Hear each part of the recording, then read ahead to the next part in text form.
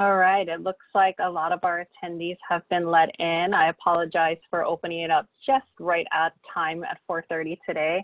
Welcome everyone to our second Talk Story event with Mr. James Toyooka and our wonderful staff at Nu'uanu Elementary School. If you don't know me already, I'm Moani Wright-Vanos. I'm the president of Aikaneo Nu'uanu, our PTO board. A few housekeeping items for tonight's webinar. We will run until 5:30. We will stop at 5:30 today. If you have questions, please use that Q&A box at the bottom and type in your questions. We'll be monitoring throughout tonight's event. Everyone has been muted and your videos have also been turned off just to allow for the best audio video experience. So again, if you've got a question at any point, type it down there at the bottom in that Q&A box. We also did receive some questions in advance, so I'll be starting with those questions tonight. Again, really want to thank you guys for attending our second Talk Story. Last month's Talk Story received an overwhelming positive response, and in the post-event survey, many families had said that they wanted this to be a recurring event. So here's our second. We will continue to see how often we can have, events like this, but we want to, especially during these times where things are changing constantly, be able to provide all of our families and our team there at Nu'uanu Elementary School an opportunity to connect and learn what is the latest and greatest information that is happening. We had originally planned, of course, to focus today's event on what school is going to look like next week when school opens, which of course has been postponed until after the first quarter. So tonight we've gotten a lot of questions around what's happening now with distance learning. What are those safety measures that will occur when school does reopen for in-person learning? And again, what is that going to look like in the future?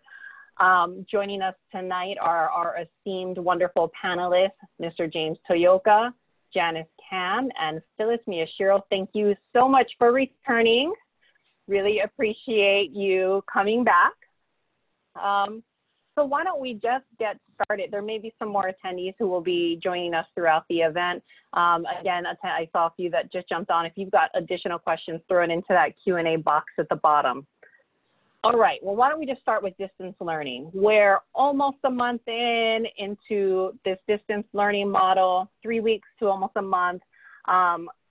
First of all, we need to take a moment, and as families, I know you won't be able to see all the folks online right now, but I'm hoping everyone is applauding your teachers and your staff. These are not easy times at all, right? Our teachers are having to figure out new ways to teach.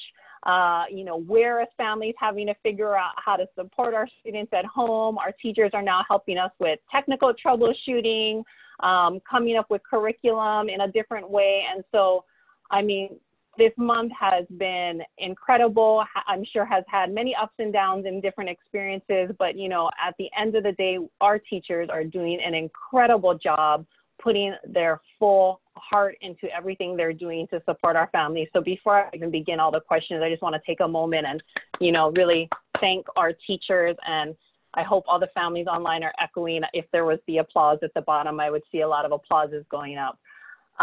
So I want to acknowledge that first, because these are not easy times at all. So I guess to start, you all had a recent PD work day, and I know one of the things that was talked about at the last Talk Story was at our PD work day, there would be some conversations about what's working with distance learning, what's not, are there things that needed to change? So can you shed some light? Have there been any lessons learned so far with distance learning? Yeah, I think the realization by the grade levels, like Kay reported, that it's working, but very slowly, because kindergarten kids work, they don't work fast. Kindergarten kids have to learn really bit by bit by bit. Otherwise, it makes no sense to them. For as far as like learning, the other grade levels, they learn that what they're doing more or less works okay, but needs to be tweaked. Like grade 1 and 2 found out that they need to have more material sent out to the parents. So they had pickup days last week just for that area, because they found out that doing things virtually, fine, but hard copies help, because a lot of times the kids cannot be on the computer all the time. They need to actually do something physical. So writing or drawing, things like that became very beneficial. Grade 3 found out that their classes are pretty good. The kids are pretty sharp, so they know how to use the computer, get all the sites, things of that nature. Grades 4 and 5 are again pretty much on the same part. Kids are good. They know what they're doing, so the learning is good there. There questions that came up, excuse me, questions that came up were like attendance. How does the school really keep attendance? Because that's an issue that there's no real clear path on that, because some classrooms by 8:30, there might be one of the attendants. Some of them, because they have like an afternoon section, it's a different time. So trying to find a specific time that attendance is there consistently was one of the issues. So I think I posted to to Christy that why don't we go to 11 o'clock, because in a regular school day, you know, if everyone coming to school, if you come to school before 11, they consider you as present. You're tardy, but you still are present. And I think that was part of the agreement, but not all of it, because some of them, by 11 o'clock, they might end the subject. So some of them are using 8:30 as attendance period. So that was one of the concerns that I think there's clarity among the grade levels. Okay. And the other part too is the cute thing, but they're finding out that the parents got to learn how to help the child without giving the answers, because the teachers can hear the parents giving them the answer. Oh, no, that's not, try this one, things like that. So I think I wrote about that, you know, the parents, again, they're very, very helpful, but in the long run, it's not going to help the kids, because again, like iRating, all those other online products, the system automatically grades the student. So if the student's doing great all the time, it's going to escalate the questioning. So it get to the point where it might be 2-3 grades above where they should be, because they're not answering the question, the parents are. So that's another thing that I had to write to the parents about. So, you know, thank you for helping, but help your child, but don't give them the answers. You know, that was the other thing. So do you have some tips for parents, Mr. T, then? How can parents help without actually giving them the answers? That's a Phyllis question. She's a curriculum specialist here, her Janice. I think parents naturally have an instinct to help their kids no matter what. It's an honorable thing to do. But I think, you know, if they can see when their child is struggling, perhaps after the session, you can go ahead and reinforce that learning concept when not on screen, but it's just a time when parents can say, hey, you were almost there. This is the part where you had a problem. And so let's go over that. And so just reinforcing what has gone on, and just making sure that the kids have that extra practice in. So I think just keeping a little hands off during the direct instruction time will help, but also noticing when you can help them on the side after the session. So I think that would be probably one of the best things you can do. I have great tip. Thank you. Just to add on that, in regards to parents helping the kids, if they can just do some of the basic things, turn off the TV during the lessons, make sure that you provide a quiet workspace, not, you know, little kids running around doing something that might look more fun to, you know, the student who should be engaged. And then also if the parents have any concerns, you know, bring that up to the teacher separately, not during the class session, but, you know, just send the teacher an email separately saying, hey, you know, I noticed my child's not getting this. I tried to do some of those strategies that Phyllis mentioned and it's still not going well. Do you have any tips for me? Do you have any suggestions? I want to echo what Moani said, that our teachers are working really, really hard. And when they say teachers are working harder than they've ever worked before, I mean, there's absolute truth to that. And I personally have spoken to several teachers just this week that were in tears. They don't know what to do. It's very difficult. So I think we also need to acknowledge them for doing that. But if the parents can set up the environment, I think that environment would be helpful to breaking things in. The teachers might give a long list of assignments, but if they can help the child organize to say, okay, you do this and then we take a break, you do this and then we take a break, opposed to just giving the long list or giving the child just X amount of time. We work for 45 minutes and then we take a 10-minute break, or we work until lunchtime is here, then we take a break, something like that. I think that would be helpful. Thank you, Janice. Thank you, Phyllis. Great tips. I'm going to move to the next question, which kind of goes in the same lines about teaching. So all of the teachers are trying to figure out, how do you teach in this new environment? And everyone's kind of offering it a little bit differently. Sometimes it's done by grade level, sometimes it's done by individual teachers, where some teachers are teaching, half the day online live, and the other half of the day is for working. Some are using the cohort model. Can you shed a little bit more light? Is this what we should expect distance learning will be like, or continue to be like until it can be in person again? And, is there any kind of requirements or parameters around how the teacher delivers their lessons? There's no parameter per se, but I think that teachers are, because they've been in the profession for such a long time, excuse me, that they'll gauge if their lessons are successful or not. If they're not successful, what can they do to make it better? I've seen where some teachers have frustration where they try something, it didn't work. But they don't get upset. They just tweak it a little, different verbiage, change the topic, bring in other areas. But there's no one way that works well all the time until they come face-to-face and the teacher can actually see the kids, how they react every time. The classes say you cannot be face-to-face. Virtual is better than nothing, but the feeling that you have towards a child, you can sense it if the child is upset or happy, as opposed to virtual where everything is two-dimensional. So this is important for the parents to understand that for right now it might be like that, but as the teachers get to know the moods of the students, even virtually, it will help them. I think you mentioned in about 3 weeks. I can't remember when this thing started. I just don't. So, but I think give the teachers time. Like even in a live situation, it takes them about 2 to 3 weeks just to get to know the child, their moves, their patterns of learning, how they learn, and things like that. So virtually it might take a little bit longer, but they will get there. Eventually they'll get there. Like last year was a bit different because they had the kids for 3/4 a year. So they knew how the kids thought and felt. So that was a little bit different. This year, they know nothing about their incoming students, so puts them behind the 8 ball right off the bat. But the teachers have faith in them. They're good enough that they will get to know the children. They know if they're struggling, that they'll offer them more help. So, I have faith in them.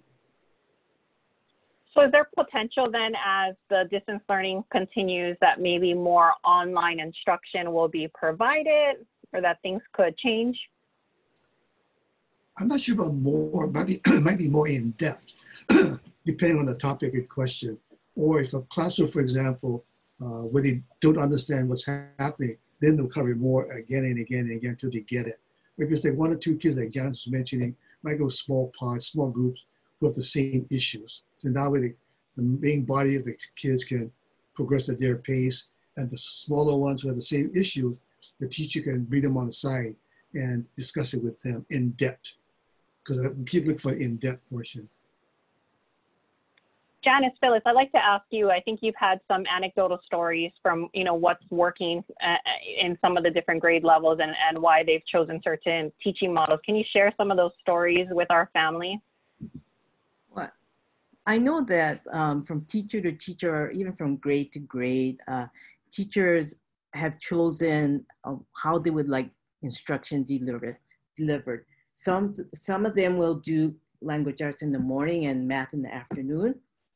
Some of them will just introduce what the tasks are for the day, go over each subject area, including instructions, what exemplars look like, and expectations, including due dates and how to upload or take a picture or submit evidence. So they like to do that kind of instructional delivery. and then keep the afternoon open for office hours. So they're on WebEx the whole day, or whatever, Google Meets, whatever platform they've chosen. And they are receiving calls from kids when they don't understand a certain part, or even confirming that, yes, this is you're on the right track. They've also been fielding questions from parents who are wondering, how do I upload this?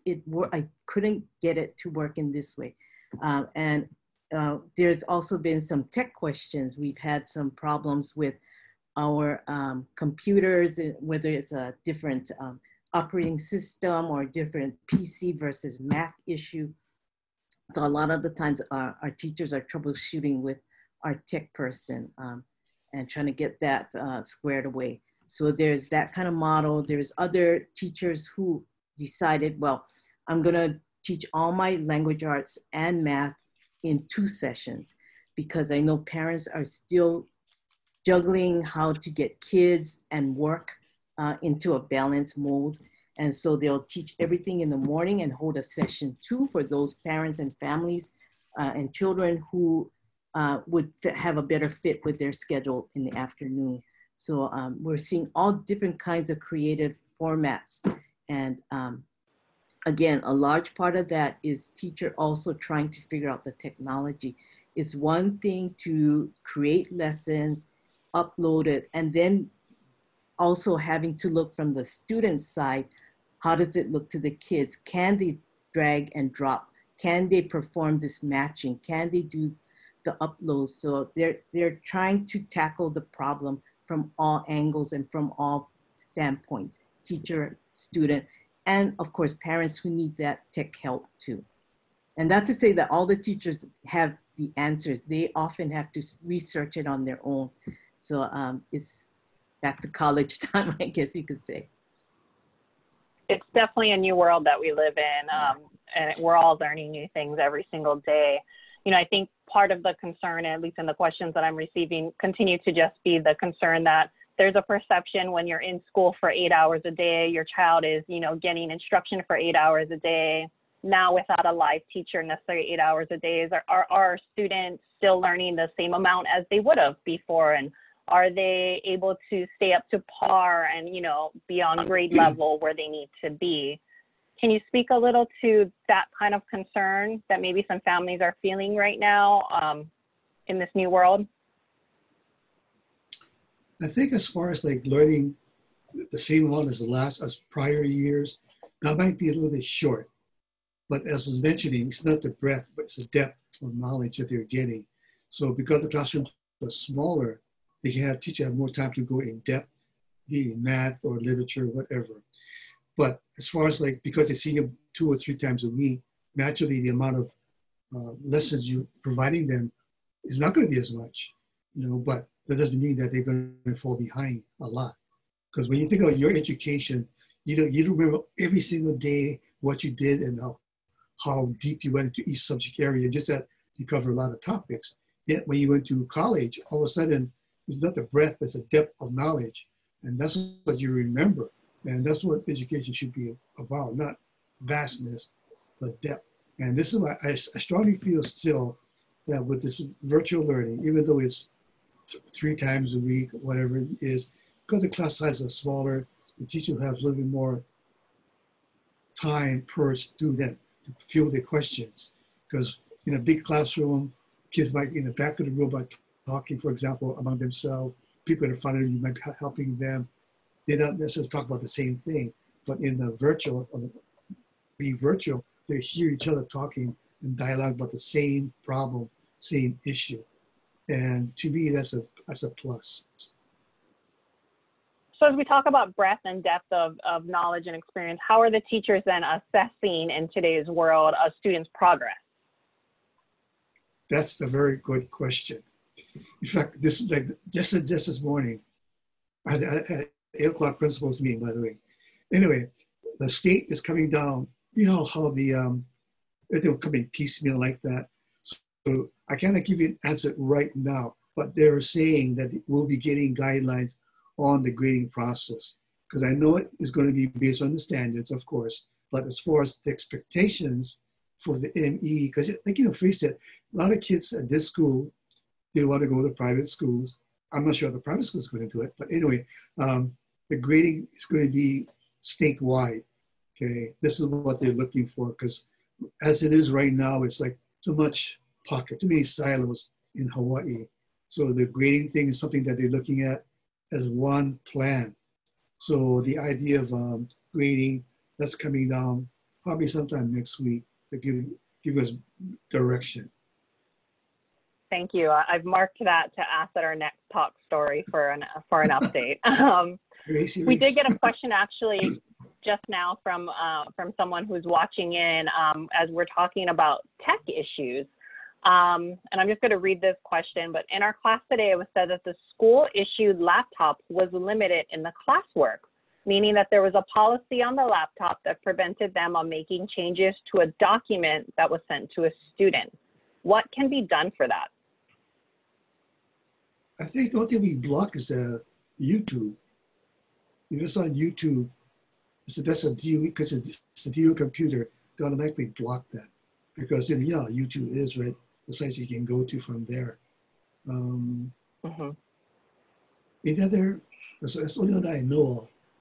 Because I know that, excuse me, I know some teachers, they do say use YouTube, but I think they're also saying to use their personal computers to get into those sites.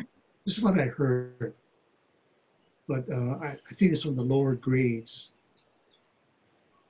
It was a test document. The person just shared that it was a test document, not YouTube. Are you all familiar with that? Or would you like to take that offline and try to figure it out, and maybe we can get back to this person? Yeah, take it offline. I'm not sure what tech document that is. All right. Okay, well, we're going to have to take that as an action item and get back to you. We don't have the answer for that, but thank you for submitting a question. Again, anyone who's online right now, if you've got questions, please send it into that Q&A box at the bottom. I am monitoring, and we'll try to get to as many of those questions as we can. Going back to current distance learning, one of the requests is, are teachers able to incorporate more peer-to-peer group interaction? Peer group work, right? Like in a classroom, they would probably sometimes be assigned like small group assignments where they're able to work together. Is there any thought on trying to incorporate that into distance learning? I think a lot of them do that, because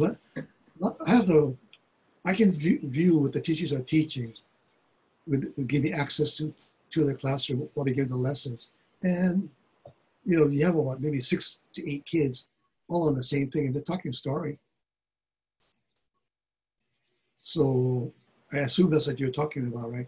It's not like individual. Yep. It's like what I've seen right now. I see all 4 of us. So it's kind of the same thing.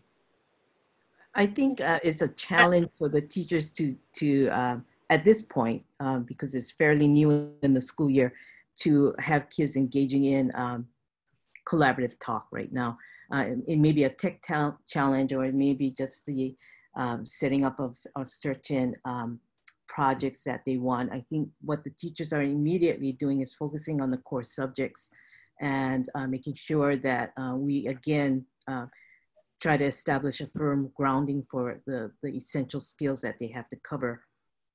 I'm sure down the road there's going to be a lot more collaboration. That's one of our key strategies that we use at Nuuanu, having kids engage in collaborative talk, because that's where they bounce off ideas, and it just sets a platform for a lot more creative thinking.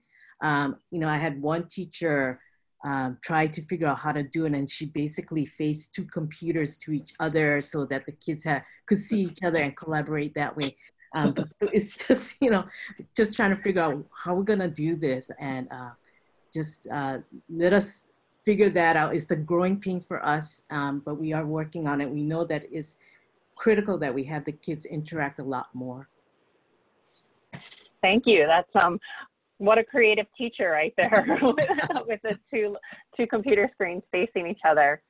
One more question about our distance learning program. You know, something I guess we probably wouldn't normally think about, because in a physical environment, if a teacher is sick, you have a substitute teacher. What happens in this world if a teacher got sick? Another good question. This is one that the DOE, they have a plan, so to speak, and the plan is for the schools to figure it out. Kind of. Like I think I asked that same question came up about last week or 2 weeks ago. In fact, during the PD day, one of the teachers brought up the idea of what happens if they get sick and sub. So the week after that, the district, we asked the district, how does that work?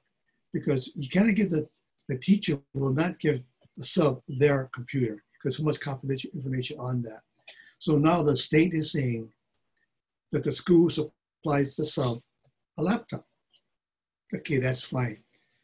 But my next question was, you have a laptop, but then how do you access the students? Because now you're talking private information. And that's where we stand right now. Because again, it's easier to say I give you a laptop, but how does the sub contact the students at their various sites to give the lessons? So one of the proposals that the state was saying was for have the teachers to create lessons. You know, like for us, for example, we have emergency lesson plans in case the teacher is sick, that if the sub comes in, here's a lesson plan for the day or 2 days. After that, the teachers have to kind of tell them what to do again. But I think that was one of the things they were saying is that you have like a little bank, a little site that the sub can go into to download information to give to the students. But again, it comes down to the fact that how does the sub get the information to get to the students? I know there's a way of doing it that's not going to be confident, not going to confidential information. But again, I'm not a techie, so this is the things that I was asking them, but to date, no concrete response. But that's it. So it sounds like the DOE has put it with the school, and it's something that you guys are still in process of figuring out. Is that fair to say? So I'll highlight that for the next talk story as well as a follow-up. Yeah. Sounds good. Sounds good. While we're talking about curriculum, any thoughts around will there be a gifted and talented class this year? Yeah. I don't know if that might be Phyllis. Yes, there will be a gifted and talented class. It will be virtual. We have Miss Jerry Burns who will be teaching that this year. Because we could not get through to doing screening process for grade 3 children, for this year it will be concentrating grades 4 and 5. She will be coming out with a letter of introduction next week and hopefully have an initial WebEx with those children more towards the ending of the week. So just be aware that that letter will be coming out, emailed to families. So grades 4 and 5. Okay. Mm-hmm. A question that just came in. Obviously, you know, we've talked a lot about the challenges with teaching in this new virtual environment. Has the DOE provided any training to the teachers on how to adapt in this virtual training environment? They're offering a lot of online training. So it's up to the teachers to pick and select. Because some of them, they know about it well enough that they'll skip it. But others that if they're interested in looking at it, you can go on. Like we just had one this afternoon from a teacher in my who was offering a training, long distance training. Because again, you know, the creativity, some of them are very comfortable with technology, so they can really wing it. So they're offering their services. But again, it's up to the individual teachers to see if the time fits them. Because unfortunately, a lot of these times they offer these programs on the afternoon, you know, like now, for an example, where most people have lives. So we've got lives to help our families. Thank you. I know. But, well, that's great to hear that DOE is offering some training programs and that is an option for teachers to partake in. I'm going to skip to another controversial subject around the Acellus program. There has obviously been a lot of controversy in the news, and I know you did send out a letter to families about the fact that we had purchased this program for Nuwana Elementary when the DOE had recommended it. Before any of this came out, we couldn't get a refund, so we were still, the school was still planning to use it. But I believe that the letter also said that the school or teachers would be screening the classes or curriculum before using it. Is that correct? Can you share more about this Acellus program for the families, who may still be a little bit worried about using it? Yeah. I think the Acellus program has gone through a lot of turmoil, and what the DOE has done was to work with Acellus in identifying some of those controversial stories or questions, or even the answer side. And so what Acellus has assured us through writing is that for those specific items, they've either altered it or removed it completely. And so that's from their end. So they're saying, rest assured that we've taken care of that. However, there's always that in the back of your mind, but did you do everything?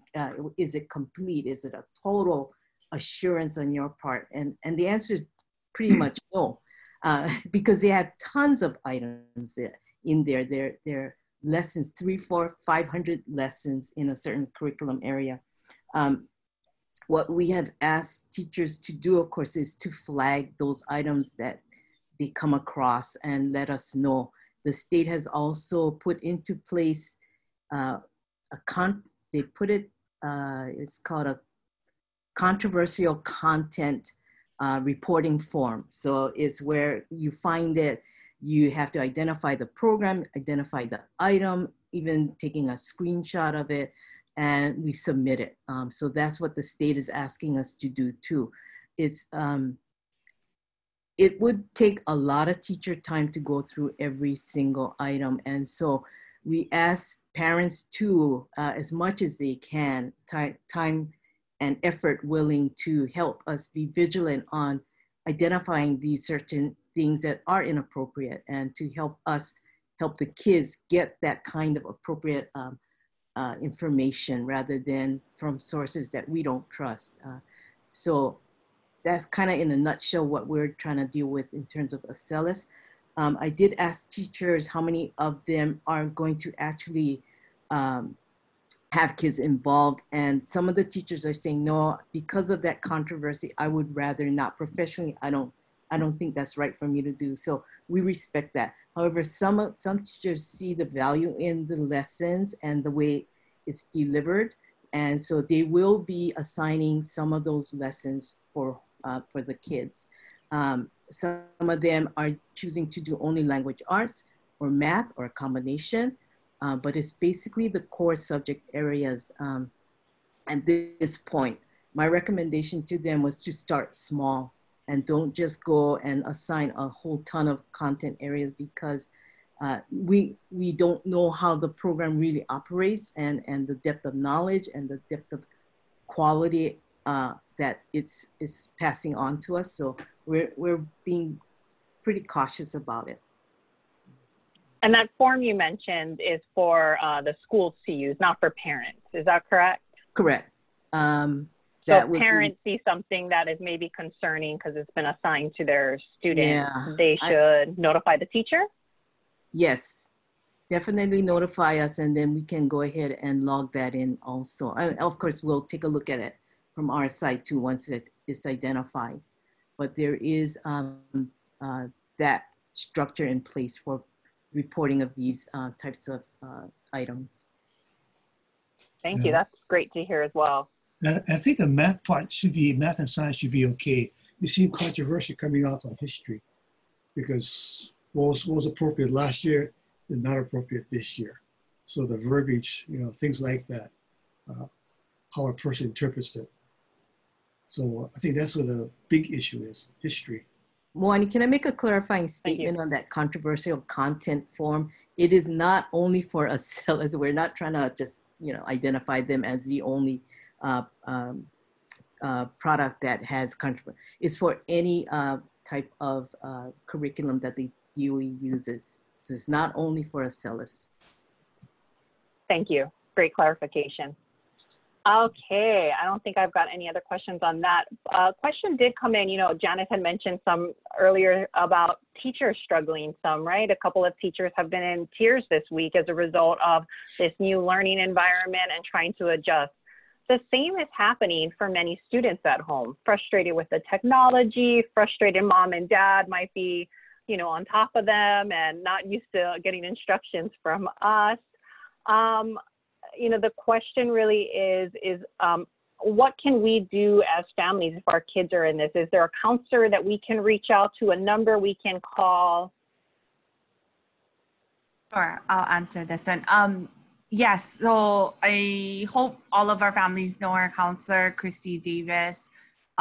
She also has an assistant, Kim Park. They are reaching out to all of the families. They've started from upper grades, and they're working their way down, particularly as the kindergarteners who are new to the school, just getting settled, just reaching out to see if there are any concerns. So that is their, they've actually started executing that already. However, if you as a parent have any concerns, you can definitely reach out to Christy directly. Either you can contact her via the school's direct line, 595-5422, or you can also send her an email. I believe all of our emails are on the DOE, on the Nuwana website, but particularly Christy's is, and all of our emails are our first name dot our last name at k12.hi.us. So our counselor is Christy Davis, and that's Christy, K-R-I-S-T-I-E, Davis. Thank you, Janice. Yes, and I'll put in a plug for Icone as well. We just held an emotional support workshop last week that Christy actually connected us with Dr. Tali, who is with the Department of Education and a clinical psychologist as well. And so he held a workshop about how to emotionally support your students at home during this time. We will be posting that on our website along with his presentation soon. And so also if families, if you've got additional ideas of additional tips, Dr. Tali has agreed to come back. Christy's been great and is trying to connect us with folks who can support us all. So you can also send that to me at prez@nuwanaschool.org. And we can definitely host additional workshops at a broad level. And if you obviously have individual support needs, obviously Christy is more than happy to support, and she's fabulous. So I'll put that plug in. Let's go back to learning. Has there been any consideration about offering clubs during distance learning? At this point, not really. Because of the fact that, some clubs you cannot do it anyway, like robotics, for example. You have to have the robot in front of you, for one thing. Other ones, peer mediation, because there's nothing to mediate. And the names have not been submitted because most of these names are given to us the prior year. Those who are interested in becoming part of the various clubs. And unfortunately, when the pandemic hit and the school was closed, that was a sign-up period. So right now, at this point in time, there's no discussion about that. Maybe later on, maybe, who knows, second quarter, maybe. It's going to be a matter of what type of clubs. But even my SSOs don't exist because I don't want them exposed to anything more than they need to be. So, help as are there. Phyllis or Janice, you have any idea of what might have been mentioned? Because those are the only ones that I know about, really. We, as a faculty, really didn't get into that topic deeply. We know that we said for sure no clubs during the first quarter, and lo and behold, here we are at home. And so second quarter remains questionable. The virus will tell us what to do, I guess. I don't know, but it hasn't been discussed fully. But at this point, we're not. It's not an active discussion for us. Thank you. One more question. right now, obviously, as folks are getting ready to graduate, maybe at the end of this year, and maybe some folks are getting ready to maybe apply for fourth grade private school entrance, when should families expect to get instructions around how they can request teacher or administrative recommendations? Well, in a typical year, this comes in the second semester, because that's when I get the request for from the various students like that. Private schools, I think, I might be mistaken, but I don't think they take until after December, their applications. So, yeah, well, no, the applications are happening now, actually, and there are teacher recommendations required as a part of that, and that is due to, at least in the few that I've looked at personally this year. So I want to say a lot of them were November or December of this year. So families just wanted to know if there were instructions around how can we make those requests.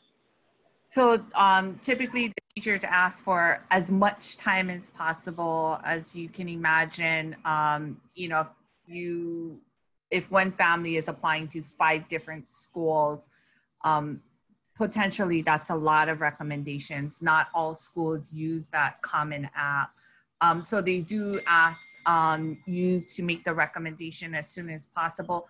That is generally put out in the newsletter sometime about October as far as the instructions. I would expect this year that private school application process may be a little different, because typically they're requesting that we send the SBA scores, and they typically want it from the school, and that probably looks a little different.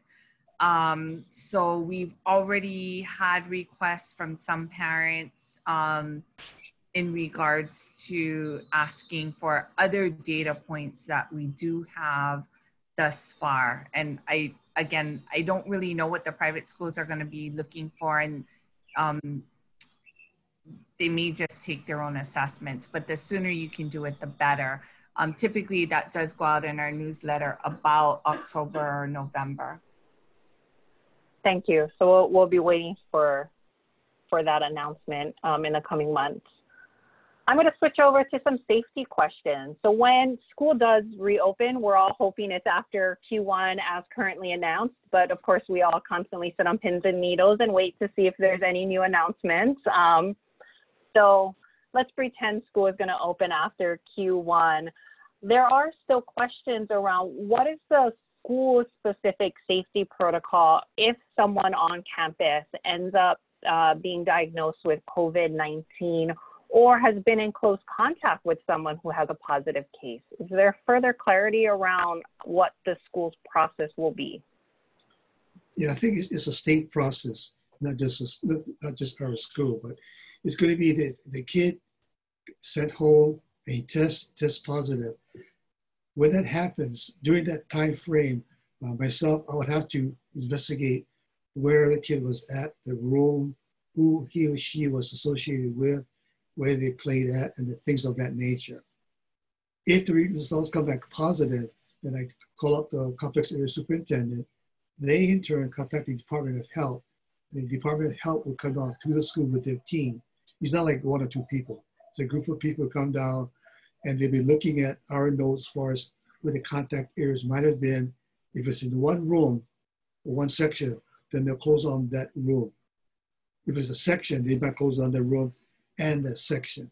But it shouldn't be something like over here, for example, we're lucky in the sense that the K is on one side of this campus, grade 4 and 5 on the other side of the campus, so they don't mingle. And when they play, they're in separate parts of the school also, so they don't mingle. So that's one good safety issue that we have here. But if they find out that if a kid had a sibling, for example, and they both contagious, now that's a totally different story.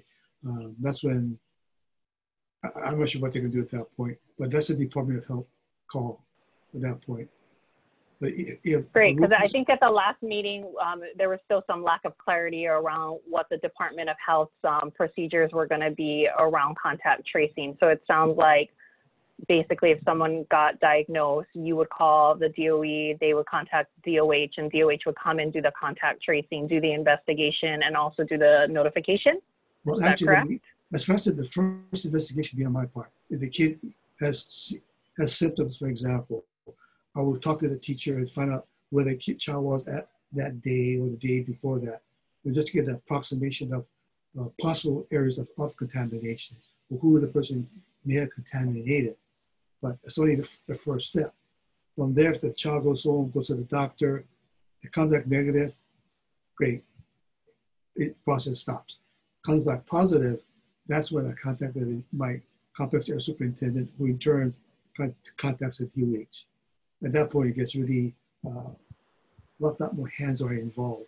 But the first part is for me to investigate where the child was at and possible areas of possible contamination sites.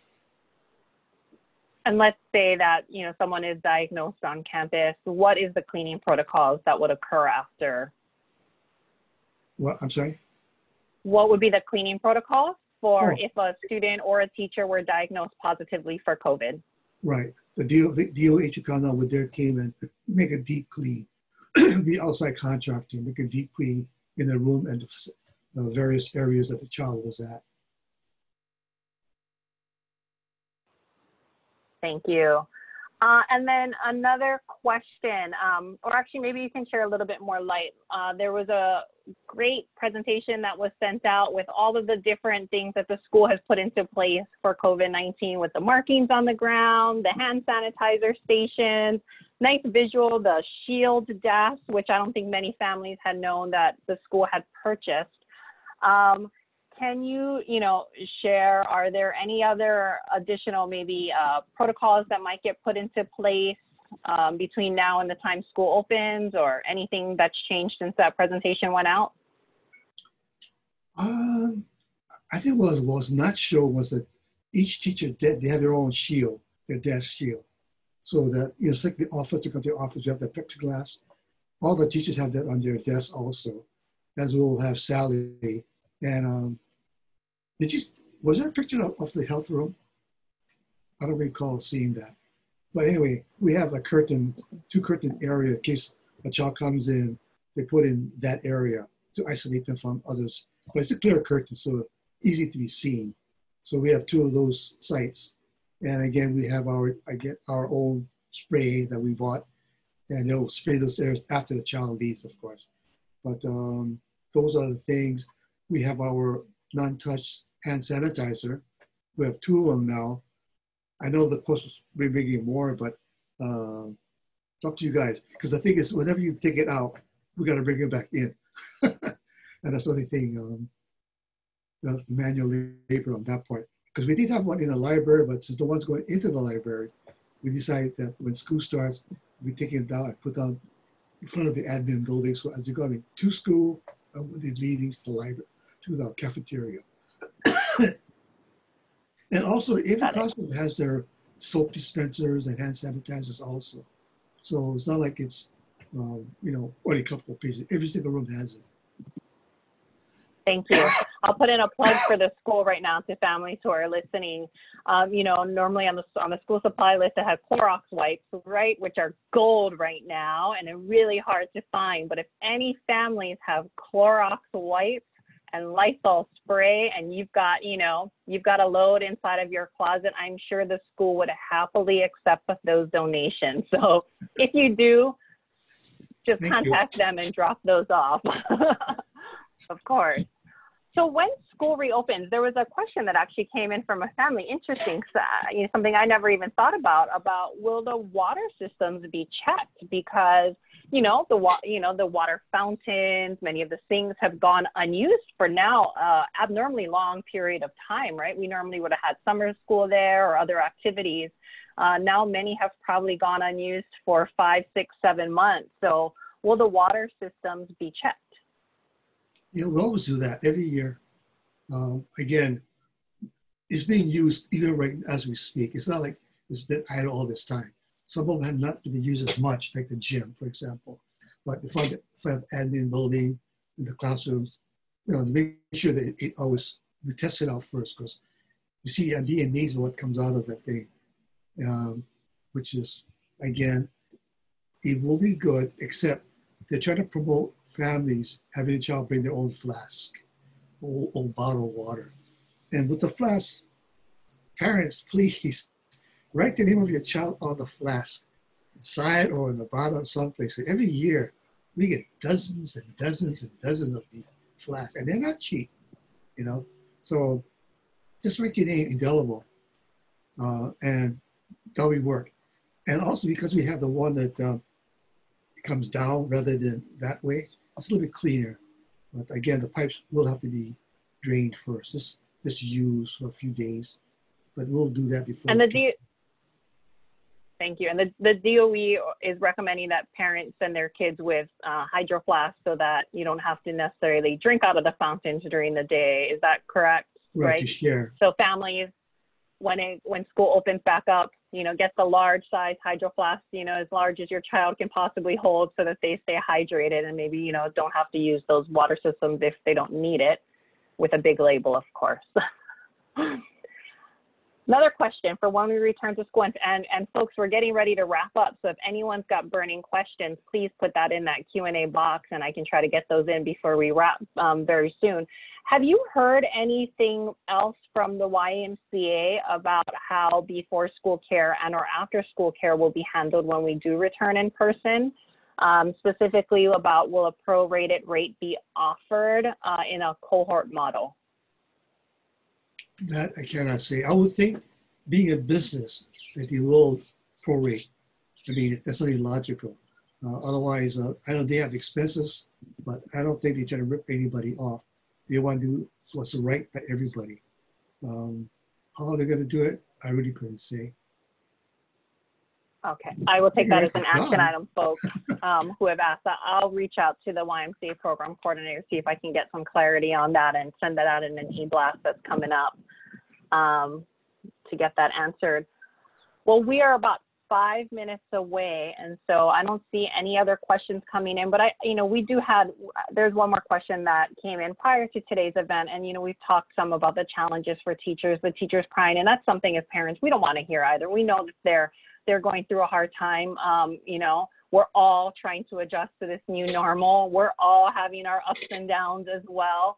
What can families do to support our teachers during this time? Pretty much what they've been doing all along, with few exceptions, very few exceptions. The parents here have been very supportive of all the teachers. If they have questions, they'll ask, but ask nicely. Teachers are trying to help the students. Your child, I think that's the hardest thing is the frustration. The parents are feeling frustrated, so they don't know how to help their child. So when they're talking with the teacher, maybe they sing it at the wrong time when they're emotionally high. Calm down, think about it, then write or call the teacher. Because the teachers are all here to help everybody. There's no one teacher that I know of here or anywhere actually that wants to hurt a child, physically, academically, or emotionally. But also, teachers are human. So if you keep getting all this frustration and as if they're being piled on, they may snap. But please remember, they're human. Teachers are not, they're not super people. They're good people, very intelligent, very loving. So, return the love and it'll come out good. Thank you, Mr. T. Great advice. I mean, teachers are definitely my superheroes now more than ever as a result of this. So, I mean, again, families, I think that's great advice. It's emotionally charged time right now. I mean, there are days I'm personally locking myself in a bathroom to just walk away for a bit. And so anything we can do to share that love with teachers as well, who I'm sure experiencing very similar sentiments as we do, is fantastic. So reach out to your teachers, send them a little thank you, a virtual hug. That I think they would greatly, greatly appreciate that gesture from all families. We're a couple of minutes out. I don't see any other questions coming in. So I just want to, first of all, thank you guys for returning for our second virtual Talk Story event and providing us with the latest and greatest information. Families, at the end of tonight's event, before you log off or as you're logging off, you're going to be asked to take a short 3-minute survey. We'd really appreciate it if you would take that survey. It will help us to understand how we can make these events better in the future. How often do you want these kind of events? Are there other kind of topics that you would like to see? So please take that time, answer that survey. I'm going to throw a couple of plugs in here really fast. Again, we just had that emotional support workshop that was done last week. If you got additional ideas, shoot it over to me at prez@nu'uanuschool.org. We are right now also fundraising because we're broke. We need money so that we can support the school if they need additional, hand sanitizer stations, putting in those ACs for whenever we are allowed to return to campus. We need some money. And so we are right now hosting a fundraiser called the Give Aloha program with Foodland and Sack and Save. So if you shop there in the month of September and decide to make a donation, make it the donation to Nu'uanu Elementary School, and Foodland will help to match some of the proceeds that are received. So, that's free money for the school. So please do that if you have the means to do so. We definitely understand also that these are challenging times for all of our families. So as well as we did have the mask and t-shirt orders, want to let you all know we're going to go through that and be back in touch with folks who have ordered those wonderful Nu'uanu branded masks and t-shirts. So we will be in touch. And don't forget to stay up to date with what we're doing as well. Visit our website at nu'uanuschool.org.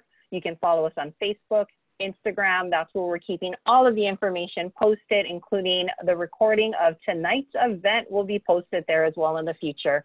If you've got any feedback for us as your PTO organization, send that over to me. Again, want to take the time to thank our fabulous panelists for joining us. I hope to have you guys on board again in the future. And the theme for tonight, send some love to your teacher. So thank you to everyone, and have a great and fabulous evening. Take care. Thank you, Melanie. Thank you, Thank Janet. you. Parents.